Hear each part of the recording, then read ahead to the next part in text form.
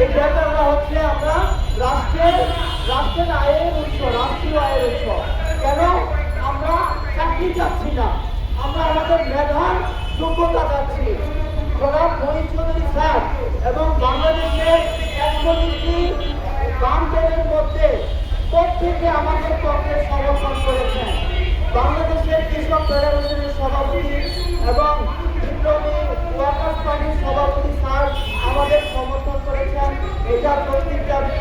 আমরা করোনার কারণে কর্তৃত ক্ষতিগ্রস্ত সাধারণ শিক্ষার্থী আমরা বর্তমানে কোনো সরকারি এবং বেসরকারি চাকরিতে আবেদন করতে পারছি না।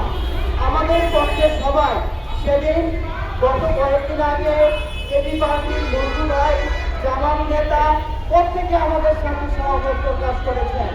তারা কেন কোন সিদ্ধান্তের ভিত্তিতে তারা মনে করে ঢাকা বিশ্ববিদ্যালয় তাদের একমাত্র বিশ্ববিদ্যালয়, ওখান থেকে সিদ্ধান্ত আছে তারা তাদের কথায় 32 সংখ্যাটি দিল।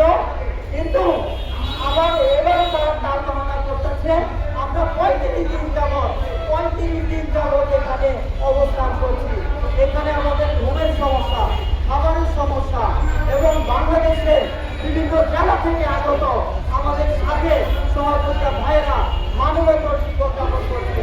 আমাদের অনেক আপুরা অসুস্থ হয়ে পড়ছে এবং অনেক ভাইয়েরা অসুস্থ, কারণ 1 মাসের বেশি দীর্ঘদিন ধরে আমরা অসুস্থতার সাথে এখানে আছি। কিন্তু রাষ্ট্রের কোনো এই ইন্টারিম গভর্নমেন্টের আমি সম্মান পেতে বলছি মাননীয় মন্ত্রী মহোদয় এবং উপদেষ্টা মহোদয় যারা আছেন এবং শিক্ষা মন্ত্রণালয়ের সংশ্লিষ্ট দপ্তরে যারা আছেন তাদের উচিত আমাদের এই বিষয়টি আমলে নেওয়া এবং জনপ্রশাসন মন্ত্রণালয়ের মুখলেস স্যারের দৃষ্টি আকর্ষণ করছি তারা অতি দ্রুত আমাদেরকে 3 বছরের ব্যাংকে দেওয়ার এবং আবেদন করার সুযোগ করে দেয়।